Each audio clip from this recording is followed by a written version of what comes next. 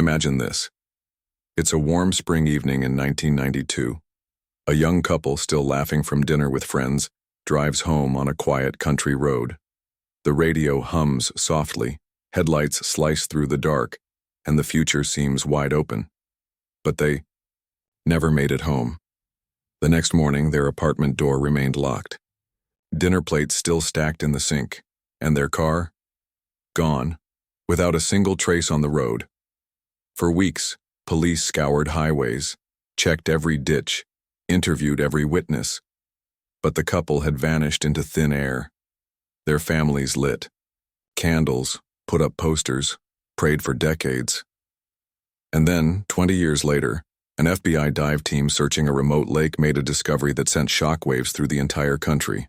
Beneath the murky water lay the couple's missing car, perfectly preserved with something inside that no one could explain. But let me ask you, if a couple from your town vanished on a normal drive home, would you believe it was an accident? A crime or something far stranger? Comment your theory below and tell me, where are you watching this from tonight? Drop your country in the comments.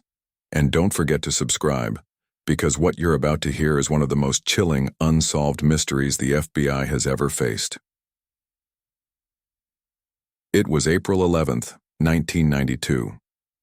A Saturday night in Willow Creek, a quiet rural town where nothing ever seemed to change. People locked their doors loosely, left keys under doormats, and trusted the rhythm of their small community. But that night, something broke the rhythm forever. Their names were Daniel Carter, 27, and his wife, Melissa Carter, 25. High school. Sweethearts. Married young. Known around town as the kind of couple who smiled too much for their own good. Daniel worked as a mechanic at his father's garage. Melissa was a teacher's aide at the elementary school. They lived in a modest apartment above the bakery, with plans to save for their first home. On that Saturday, they joined friends for dinner at a roadside diner on Highway 17. Witnesses later described them as cheerful, laughing, leaning into each other in the booth. When the clock hit 10:42 p.m., they left, waving goodbye to their friends, stepping out into the cool spring air. Daniel jingled his keys, opened the door of their dark green Chevy Cavalier, and the couple drove off toward home. They never arrived. At first, no one noticed. People in small towns often assumed couples stayed late, maybe stopped at the lake for a quiet moment together. But by morning, alarm bells rang. Melissa's sister, who lived across town, called repeatedly. No answer. Their apartment door was locked, lights off, dinner plates still stacked in the sink. Her purse was missing. His jacket too. Everything else untouched. By Sunday afternoon, the families filed a missing persons report. Local police launched a grid search. Deputies drove the highways, scanning ditches, culverts, tree lines. Volunteers walked the roadside with flashlights. No skid marks, no broken railings, no shattered glass. It was as if the Chevy had driven off the face of the earth. Friends swore. They saw the couple leaving the diner. The waitress remembered Melissa joking about dessert. A man pumping gas across the street saw their headlights fade into the night, and then nothing. But wait, if it was just a normal drive home, where did the car go? Within days, flyers blanketed telephone poles, smiling photos of Daniel and Melissa, their arms wrapped around each other at a 4th of July picnic. Missing. The bold letters read. Their parents pleaded on local news. Melissa's mother clutched her daughter's hairbrush, sobbing. She wouldn't just disappear. Someone knows something. Daniel's father walked the highways at dawn alone, convinced he'd find fresh tire tracks. But the roads gave no answers. Rumors spread faster than facts. Some whispered they had run away together, leaving behind the weight of small-town life. Others said it was robbery or a carjacking gone wrong. A darker theory suggested Daniel was involved in something criminal, debts, secrets, enemies. But none of it matched the couple everyone knew. Melissa had left lesson plans on her desk for Monday morning. Daniel had a customer appointment scheduled to repair a tractor engine. Both had cashed paychecks the day before. Nothing suggested running. Everything suggested returning. One detail kept investigators restless. A farmer living near Highway 17 claimed he heard a car pass around 11:10 p.m. that night, tires crunching gravel, headlights sweeping his barn wall. But the road where he heard it didn't lead to Willow Creek. It led to a dead end at Blackwater Lake. But wait, if the car went toward the lake, why wasn't it found? Within a week, police dragged the shallow coves of Blackwater Lake. Boats circled with sonar. Divers plunged into dark water. Nothing. No car, no couple, no evidence. Locals said the lake was haunted, cursed, bottomless. Kids dared each other to swim across it. Fishermen swore they'd seen lights moving under the surface at night. Investigators dismissed the stories. Still, the lake clung to the case like a shadow. By the second week, the case drew attention beyond Willow Creek. The FBI arrived. Men in dark suits, crisp voices, files tucked under arms. They interviewed friends, co-workers, neighbors. They photographed the couple's apartment, dusted for prints, logged every receipt, every bank withdrawal. One agent, Robert Avery, wrote in his notes, "Pattern indicates abduction, but absence of scene is highly irregular." It became a federal case, but without a crime scene, without a trace, there was little to do but wait. On the 30th day, the families gathered in the town square. Candles flickered in paper cups. Children clutched signs with hand-drawn hearts. Melissa's father read a prayer. Daniel's mother begged for tips. The crowd sang softly, "Amazing Grace," and as the final note echoed into the night, someone whispered a chilling thought. What if they're not coming back? Weeks turned into months. The flyers curled in the rain. The case grew colder. Until, in the summer of 1993, a fisherman at Blackwater Lake pulled something from the water. Not the car. Not the couple. A purse. Melissa's purse. Inside was her lipstick, her wallet, her checkbook, all untouched, all dry, as if it had never been in the water at all. The discovery of Melissa's purse in the summer of 1993 changed everything. For a year, the case had felt like smoke slipping through fingers. No evidence, no trail, just whispers. Now, there was something tangible, a real object, a crack in the silence. But the purse brought more questions than answers. The fisherman who found it swore he had hooked his line on something heavy near the shallow northern cove. He tugged hard, expecting weeds or a piece of driftwood. Instead, he pulled up a small leather purse, still intact, still clean. When deputies opened it, they expected to find waterlogged mush. Instead, the wallet was dry. The lipstick cap still clicked. The checkbook pages didn't ripple. Experts tested it, no water damage, no silt. It was as if the purse had been set gently into the lake yesterday, not after a year beneath its surface. The FBI bagged it, labeled it, filed it. But behind closed doors, agents whispered, "It looks staged." By autumn, the FBI returned to Blackwater Lake in force. Special Agent Robert Avery, sharp-eyed, calm, known for his obsession with unsolved vanishings, took command. His orders: search the lake again. Not just the coves, but every inch of its black depths. Divers plunged day after day, their headlamps cutting through cold green murk. Sonar scanned for anomalies. Boats dragged weighted nets. The result? Nothing. No car, no bodies. Just silence, and yet the divers reported strange sensations. One said his depth gauge spun in circles as if time itself bent under the water. Another swore he heard voices in his comm system. Children laughing, a woman humming. A third refused to go back, muttering, "Something touched me." Avery logged it all, but in his report, he wrote only, "Unreliable testimony. Continue. Operation." But wait, Blackwater Lake wasn't just a body of water, it had a history. Locals had always feared Blackwater Lake. In the 1930s, 3 men vanished while fishing. Their boat washed up empty. In the 1950s, a young couple drowned, except their bodies were never found.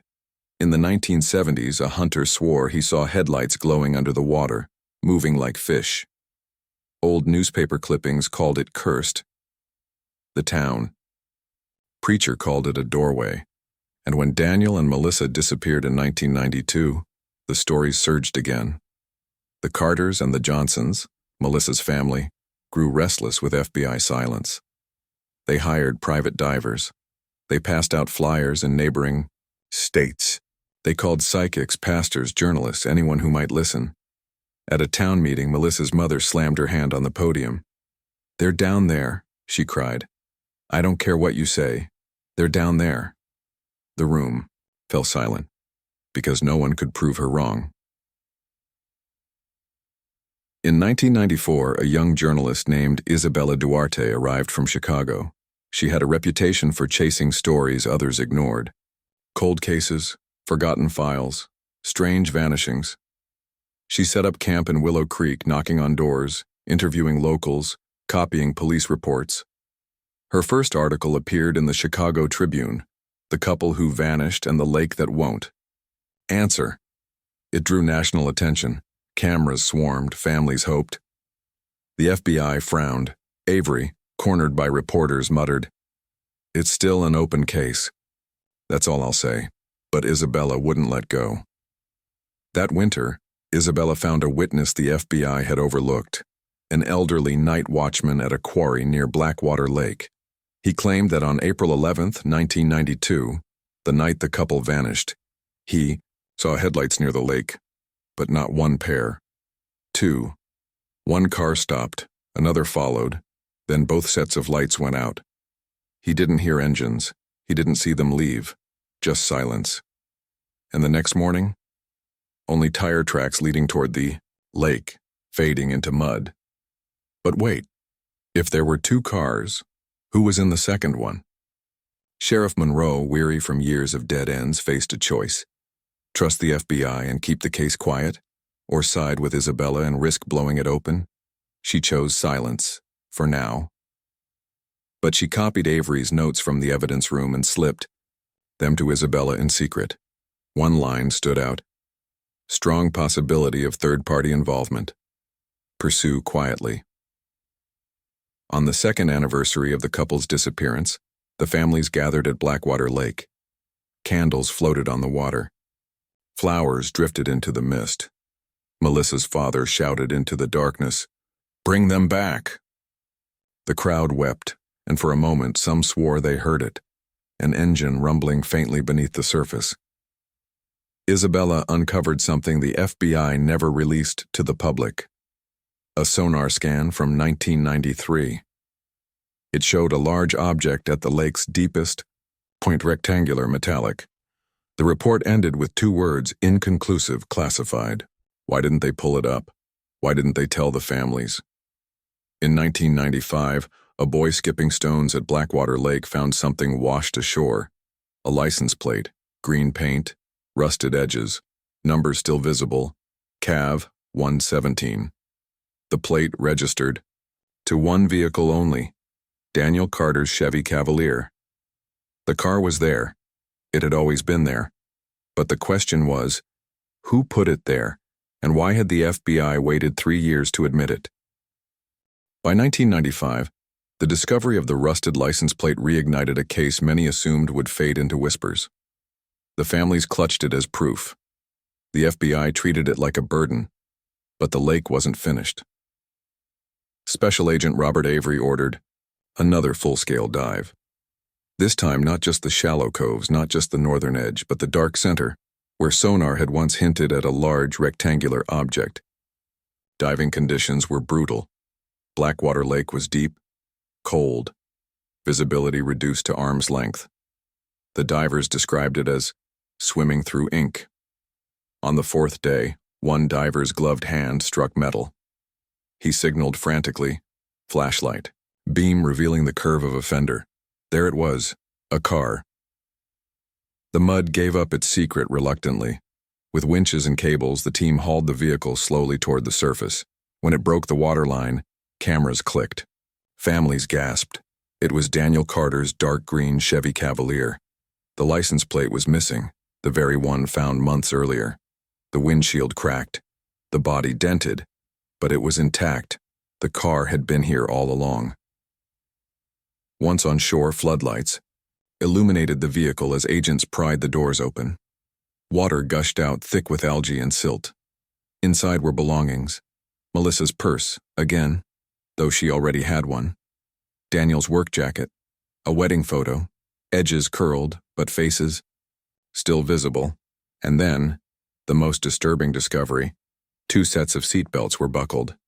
Both front seats empty, but in the back seat lay an object wrapped in plastic. When agents unsealed it, they froze. It was a tape recorder. Dry. Intact. But wait, when they pressed play, the tape wasn't blank. A hiss of static filled the air. Then muffled voices, Melissa's voice. "Dan, do you see it by the trees?" Daniel's reply. "Headlights, who's following us?" A screech of tires, a splash, a scream. Then silence. The recording ended abruptly. The families clutched each other in horror. The FBI shut the recorder off, bagged it, and whisked it away. Reporters shouted questions. Avery said only, "No comment." But Isabella Duarte had already noted every word. By summer, Willow Creek boiled over. Residents accused the FBI of hiding evidence. The families demanded answers. Who was following the couple? Why did it take 3 years to pull the car? Sheriff Monroe, caught between loyalty and conscience, admitted quietly, "They knew more than they told us." The trust between town and federal agents fractured, and Blackwater Lake became a symbol, not of mystery, but of betrayal. Isabella received an envelope slipped under her motel door. No return address. Inside, photocopies of FBI documents. 1 page stood out. Vehicle extraction 1993. Large object detected, classified as probable Cavalier. Operation postponed. In red ink at the bottom, reason, avoid public exposure. She stared at the words, heart racing. They had known. They had waited. That fall, Isabella tracked down the night watchman again. 2 sets of headlights, he repeated. "I'll swear it on my grave." She showed him a photo of the recovered Cavalier. He shook his head. "No, the second car was bigger. A truck, maybe. Old. Boxy. I saw the outline. If true, the couple hadn't just driven into the lake. They'd been pushed." At a heated town meeting, Daniel's father slammed his fist on the table. "You found their car years ago and kept it quiet. Why? What are you hiding?" Agent Avery's jaw tightened. "We're pursuing all leads," he said. "But this case is complex. More than you understand," Melissa's mother screamed through tears. "They were our children. We deserve to know." The room erupted in chaos, and Avery left without another word. But wait. The most chilling clue wasn't in the car. It was in the lake itself. 1 of the FBI divers, shaken and pale, met Isabella in secret. He swore that while attaching the tow cables he saw something else in the silt, another shape, another vehicle. But when he tried to mark the spot, his compass spun wildly. His depth gauge malfunctioned and Avery called him up. "I know what I saw," he whispered. "There's more down there." 2 weeks later, fishermen reported something strange at Blackwater Lake. Late at night, under a full moon, they saw headlights glowing beneath the surface. Not 1 pair. 2. Both moving slowly, side by side. Then, gone. Though ripples faded, the night fell silent and the lake kept its secrets. By 1996, Blackwater Lake had become more than a place. It was a wound.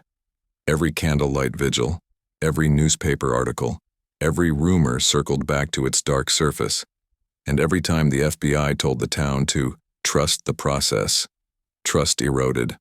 Further, the recovered Chevy had given families hope, but the unanswered questions cut deeper than before.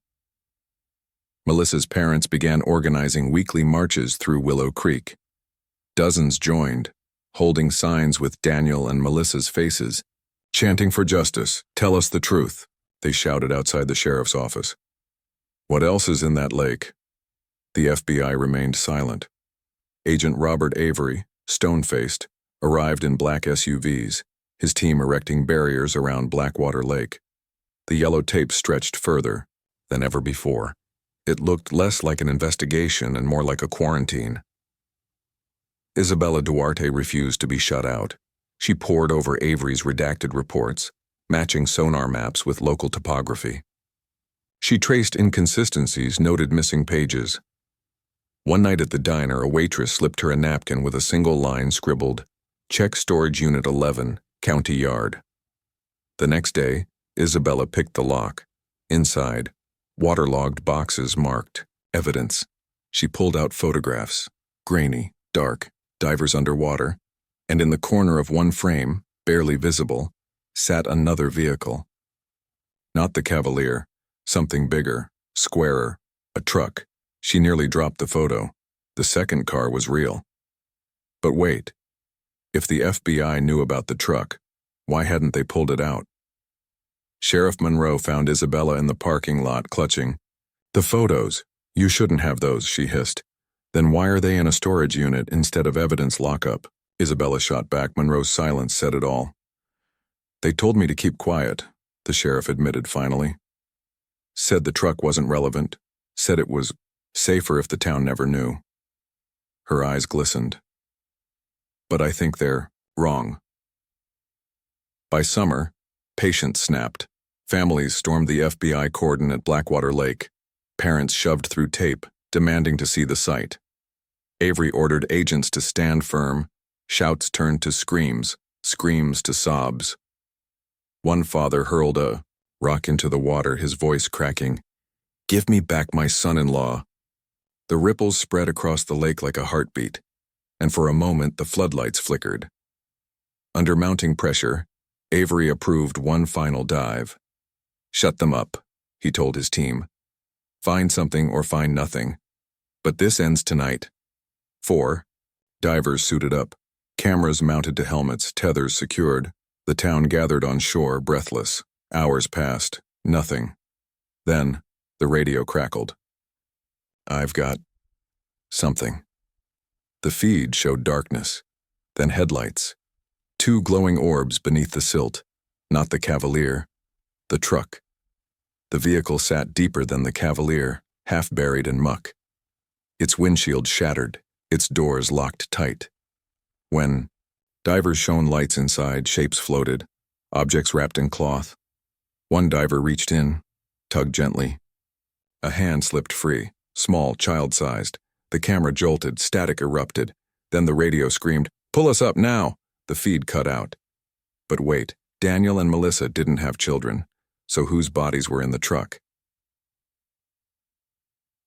When the divers surfaced, they were pale, shaking. One refused to speak. Another vomited on the dock. Avery barked questions, but none answered.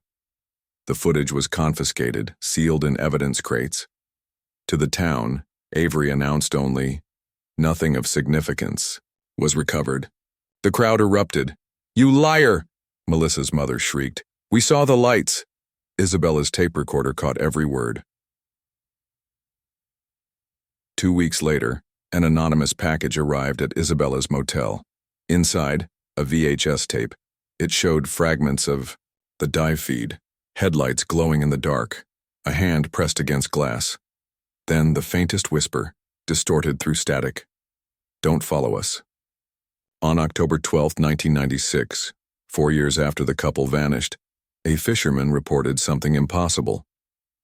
At dawn, in the center of Blackwater Lake, a green Chevy Cavalier floated silently, perfectly intact, dry. When deputies arrived minutes later, the car was gone and the lake was calm, as if nothing had ever been there. By late 1996, Willow Creek was no longer just a grieving town. It was a headline.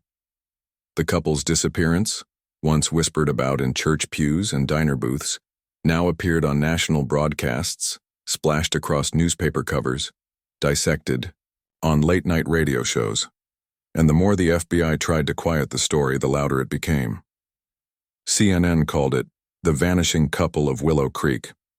Time magazine ran a cover story, "Lost in the Lake." Talk show hosts speculated about murder, cults, UFOs. Conspiracy theorists claimed Blackwater Lake was a government testing site. Families who once lit candles in silence were suddenly thrust before cameras. Melissa's mother broke down live on air, clutching her daughter's photograph. "They lied to us. They told us nothing was there. But we know the truth. We saw the lights." The broadcast went viral before viral was even a word. Agent Robert Avery found himself cornered. His press conferences grew shorter, his tone sharper. "The case remains under investigation," he repeated, but reporters hammered him with questions. Why wasn't the car pulled sooner? What happened to the second vehicle? Why are divers contradicting your reports? Avery deflected. But cracks showed. His jaw clenched tighter, his eyes darted, and in Willow Creek the people no longer saw him as protector. They saw him as gatekeeper. In early 1997, hundreds gathered at the courthouse, parents, farmers, teachers, people who had lived with silence too long. They carried signs, "Bring them back, tell the truth." The crowd marched to Blackwater Lake, pushing past barriers. Sheriff Monroe, torn between orders and her conscience, held out her badge and shouted, "They have a right to know." The agents held their line. The townsfolk surged forward. It was the closest Willow Creek had ever come to riot. But wait. The chaos on land was nothing compared to what was stirring in the lake. One night in May, Isabella received a frantic call. "Come to the shore. Now." When she arrived, a group of teenagers pointed, wide-eyed. There, under the moonlight, sat the green Chevy Cavalier. Floating. Perfect. Its headlights flickered weakly, as if powered by something deep below. Cameras flashed. Isabella filmed everything, but as deputies raced to the scene, the car slowly sank, swallowed whole by the water without a ripple. When they checked Isabella's tape later, the car was there, but blurry, distorted, as if reality itself resisted being recorded. Isabella knew she was being followed, black SUVs in her rearview mirror, phones clicking when she picked up. One night she returned to her motel to find her notes scattered, her recorder gone. But she'd hidden duplicates. She always did. And she had something new. Something even the FBI didn't want known. From a source she refused to name, she obtained copies of classified dive logs. One entry read, "Multiple unidentified remains observed in secondary vehicle. Not consistent with Daniel or Melissa Carter. Children." The same detail divers had whispered. She couldn't sleep, couldn't eat. She had to publish. Sheriff Monroe drove to Isabella's motel, face pale. "You're poking a hornet's nest," she warned. "If you release this, they'll bury you." "Then let them try," Isabella said, fire in her eyes. "But the world deserves to know." On the 5th anniversary of the couple's disappearance, the families gathered again at the lake. But this time no candles, no prayers. They carried torches, shouting into the night, "Bring them home. Tell us what's in the lake." The glow reflected across the black water like fire on glass, and for a moment it seemed the lake glowed back. But wait. The most terrifying revelation wasn't what the lake showed. It was what the FBI tried to hide. Through another leak, Isabella obtained Avery's private field notes. One line froze her blood. "Secondary vehicle identified as 1970s panel truck. VIN filed. Registered owner, U.S. government." The truck at the bottom of Blackwater Lake wasn't just another car, it was federal. That night, Isabella found a note slipped under her door. No signature, just 5 words: "Stop or join them." In June 1997, during yet another dive, sonar operators swore they saw something impossible. Not one, not two, but dozens of shapes beneath the lake. Rows of vehicles. Lined up neatly, engines cold, headlights dark. And when divers descended, their radios captured a sound that no one could explain. Children laughing, echoing through the depths. By 1997, Willow Creek was no longer just a town with a mystery. It had become a battlefield. Families against the FBI, reporters against silence, a community against the government that claimed to protect it. And through it all, Blackwater Lake sat like an open wound, its waters hiding more than anyone could imagine. When Isabella Duarte leaked the classified note about the panel truck registered to the U.S. government, the story exploded. Headlines screamed, "Did the FBI know all?" Along Blackwater Lake, federal cover-up? Senators demanded hearings. Talk shows speculated about secret experiments, military disposal sites, Cold War black projects. Avery was summoned to Washington, questioned behind closed doors. He emerged, tight-lipped, but the press caught one slip of paper in his hand, scrawled with the words, "Containment required at all costs." Back in Willow Creek, tension boiled over. Citizens camped at the lakeshore, chanting through the night. Candlelight vigils turned into protests. Protests into standoffs. Families hurled rocks at FBI floodlights. Deputies begged for calm. Sheriff Monroe tried to mediate, but her badge carried no weight anymore. One night, an agent fired a warning, shot into the air. The crowd scattered, screaming it was official. Willow Creek was at war with its own government. But wait, the lake wasn't silent either. Fishermen began reporting strange phenomena, headlights rising from the depths, not attached to any car, shadows walking across the surface of the water at night, laughter echoing when no one was there. A mother swore she saw Melissa herself standing on the shoreline, calling softly. But when she ran forward, the figure dissolved into mist. The lake was no longer just a crime scene. It was becoming something alive. Isabella refused to leave, even as threats against her mounted. She broadcast live reports from the lakeshore. Tonight, locals claimed to have seen multiple vehicles under the water. If the FBI continues to deny this, we have to ask, what are they trying to hide? Her footage spread. Millions watched. And the FBI tightened their grip even more. Roadblocks went up. Drones circled the water. Divers worked at night, in secret. But Isabella had eyes everywhere. One diver, trembling, met Isabella in the back of the diner. "I saw more than cars," he whispered. "I saw faces pressed against glass, dozens of them staring out." "Whose faces?" she pressed. He couldn't answer. His hands shook too badly. But he left her with a fragment of tape, grainy, distorted. It showed rows of windows, each with a pale face behind it. Not Daniel, not Melissa. Children. Agent Avery ordered the lake sealed off completely. "Do not let the press near," he barked. "Do not let the families near. This ends now." He authorized explosives to collapse, part of the shoreline, hoping to bury whatever lay beneath. But Sheriff Monroe intervened. "You'll drown this whole town before you bury the truth," she spat. Her resignation letter hit the papers the next morning.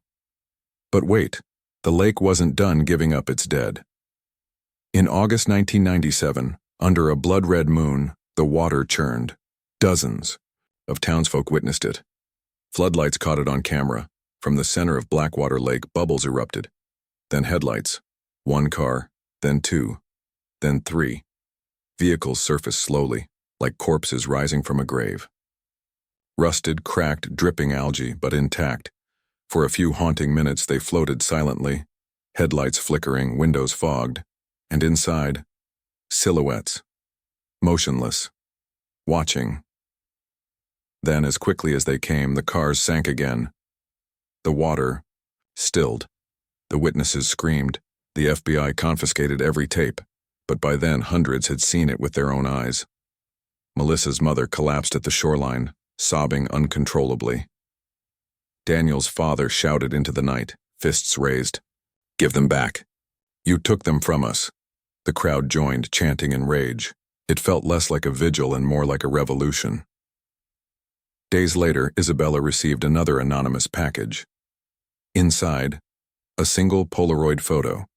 It showed Daniel and Melissa sitting in their car, smiling, alive. But the photo wasn't dated 1992. It was stamped 1996. The Polaroid should have ended the argument. Instead, it broke time. Daniel and Melissa in the front seats of their dark green Cavalier, smiling, leaning toward each other, the way people do when they think the future is still wide open. And yet, the stamp along the white border, bold, unforgiving, read AUG 21, 1996. 4 years after the night they vanished, you hold the print in your hands and feel heat rise in your face, not because it's proof of life, but because it's proof of something worse, a timeline that refuses to stay put. Outside, Blackwater Lake lies black and indifferent. Inside, the motel lamp hums like a low warning. And you, if you stood where Isabella stands now, you'd have to decide whether to believe your eyes or the sirens closing in. Isabella doesn't run the photo in the paper. Not yet. She does what good reporters do. She tries to break it. She finds a retired lab tech who used to process instant film for the sheriff's office. She asks about batch codes, dye drift, the way Polaroid emulsions change under heat. The woman squints through a loop. "This isn't a reprint," she says. "It's a real exposure. Chemistry says 1996. Could it be altered?" Isabella presses. The woman shakes her head. "You can fake a lot. You can't fake emulsion age and fog the same way twice." Isabella thanks her, steps out into sun that feels wrong, and realizes the hum she's been hearing isn't the lamp. It's the town. It's Willow Creek vibrating like a wire. But wait, if the photo is real, then where were Daniel and Melissa in 1996? And who took the picture? Agent Robert Avery returns from Washington with less certainty than he left. He doesn't bark as loud in briefings. He watches the water instead of the cameras. He stops correcting people when they say cover-up, because the word has lost its sting. Containment at all costs, his notes say. The words read like an order and like a prayer. He assigns a new liaison to Isabella, a young agent named Merritt whose suit still fits like a rental. "Off the record," Merritt says, voice just above a whisper. "You didn't get that photo from anyone who wants to live long." "Who's running this?" Isabella asks. Merritt looks at the lake. "It hasn't been us for a long time." He leaves before she can ask what he means. You can feel it on Main Street. The diner refills coffee without being asked. People keep their voices low because volume feels like an invitation for something to answer back. At night, the square fills with faces lit from below by candles and phones. Signs read, "Bring them back and tell the truth," and new uglier ones, "We see you." Sheriff Monroe doesn't wear her badge anymore, but people still step toward her like she might fix the world if given one more try. "I can't change the past," she says into a dozen microphones. "I can only tell you the truth." "And what's that?" someone calls. "That we're not alone in our own story," she says. It's the most honest thing anyone has said in 5 years, and it chills the crowd because they hear the missing half, and we never were. Isabella steals a day to breathe and wastes it on work because that's the only way she knows how to breathe now. She scans the Polaroid. She runs it through tools she trusts and tools she despises. She layers it over known photos of the couple's Cavalier. The vent slat has a crack, same place as the 1991 Christmas photo. The dash has a tiny nick the size of a pea, same as a service. Record from Daniel's father's shop. The rearview mirror has the fuzzy dice Melissa bought as a joke the week before they vanished.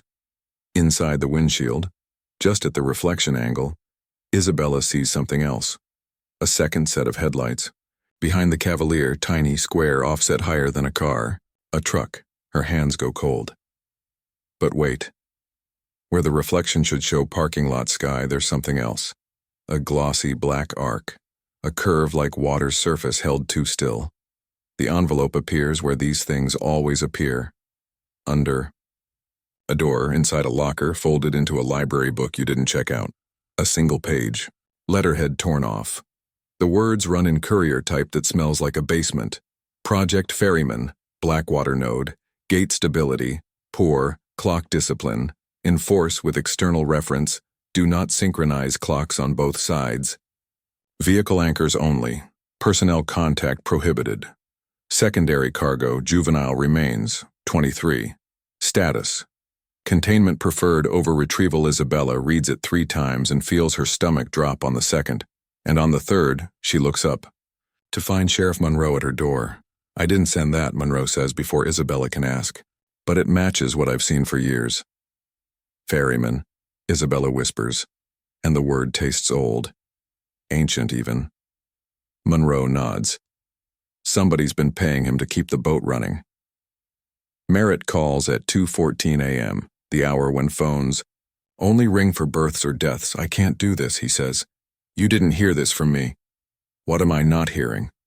Isabella asks, sitting up on a bed that has learned the shape of exhaustion. They're going to flood the south culvert, Merritt says. Collapse the inner chamber. If there's a gate, if that's what it is, they think they can choke it with silt. Tonight? Isabella asks. Dawn, he says. Tell no one. Or tell everyone. I'm done. The line goes dead.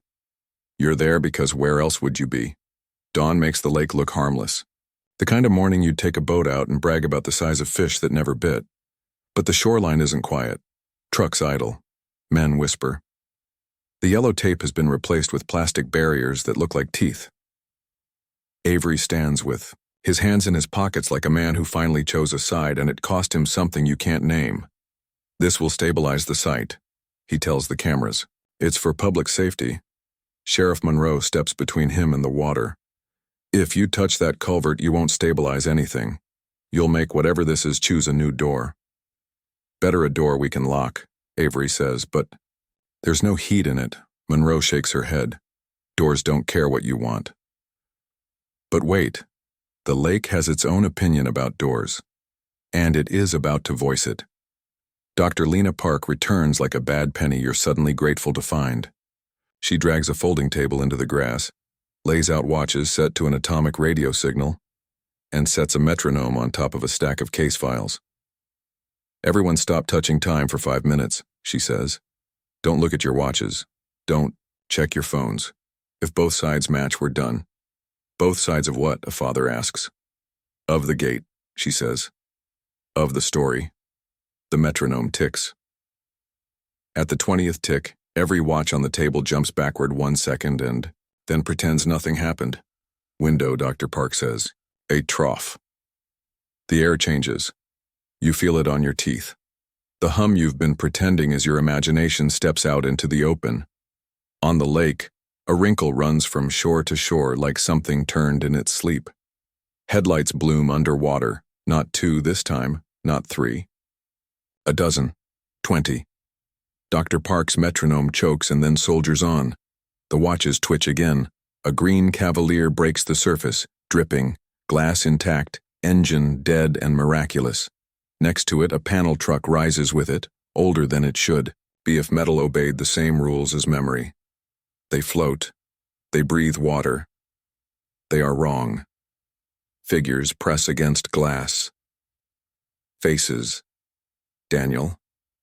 Melissa. The hope explodes out of the crowd like grief running the other way for once. Don't, Laura Mitchell's mother says from a different story, because fear makes stories bleed into each other. We have to, Melissa's mother says, and she means we have to end the waiting. Avery lifts a hand. Agents tighten lines on grapples. Sheriff Monroe doesn't move because sometimes the bravest thing is stillness. But wait, the lake isn't returning what you asked for. It's returning a choice. The panel truck lists toward the culvert mouth, the place where the shore meets concrete, and a door you've only seen with a drop camera. Through the windshield, pale, small faces you pray are tricks of light. The number 23 lands in the air like it belongs wherever tragedy lives.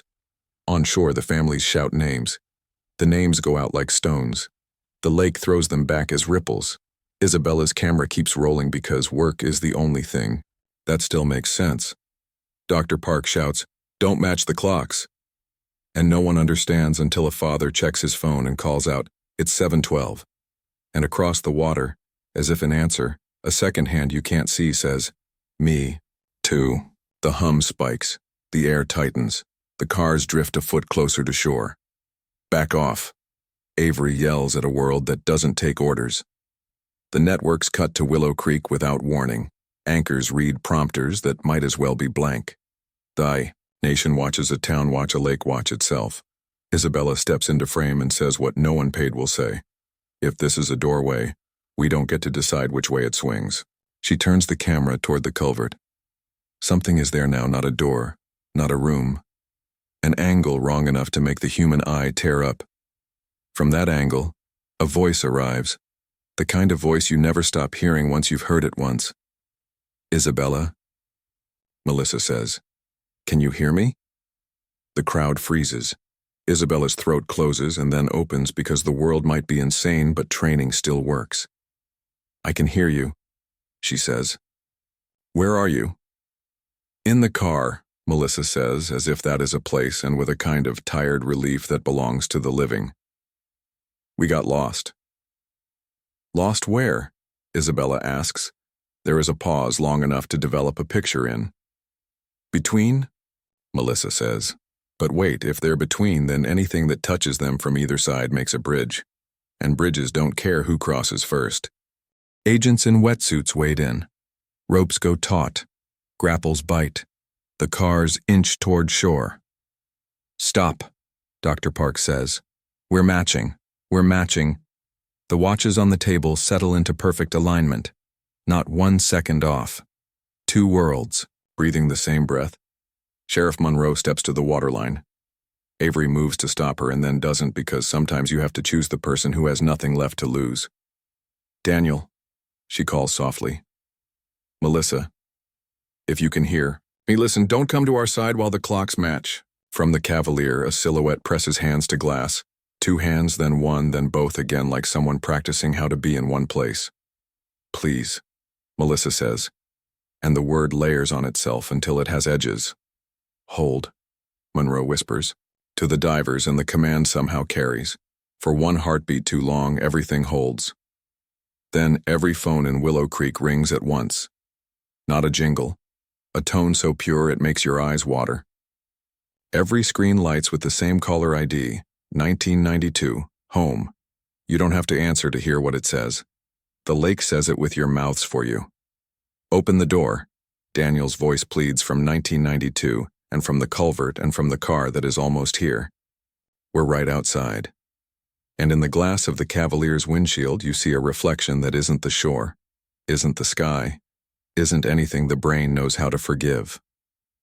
Rows and rows of vehicles behind them in a dark that isn't. The bottom of any lake, headlights off, windows full of faces waiting for whatever you do next. Every phone in Willow Creek kept ringing. Not with numbers, not with words. Just the same impossible ID, 1992, home. You stared at the screen, at the glass, at the water, and you knew. The lake wasn't showing you the past. It was calling you into it. Some answered, some didn't. Those who did swore they heard Daniel's voice, Melissa's too, pleading, calm, terrifying in its ordinariness. We're almost there. Just open the door. Others heard children laughing as though they'd dialed into a playground that hadn't existed for decades. And one man, trembling, dropped his phone in the mud because the voice he heard wasn't Daniel or Melissa at all. It was his brother who had vanished in 1973. Agent Robert Avery barked for the calls to be ignored, phones confiscated. His voice cracked for the first time in years. They're not real, he said. They're bait. But his men hesitated. Some agents clutched their own phones tighter, tears in their eyes. Sir, one whispered. That's my daughter's voice. She's been gone 3 years. Avery struck the phone from his hand. Don't listen. If you listen, they'll pull you in. But no one knew if he meant the voices or the lake. But wait. What if the voices weren't trying to pull anyone in? What if they were trying to get out? The surface of Blackwater Lake trembled like a drum. Headlights flared beneath the water. Dozens, hundreds, vehicles stacked in neat, endless rows. The green Cavalier bobbed closer to shore. The panel truck followed, dripping like something exhumed.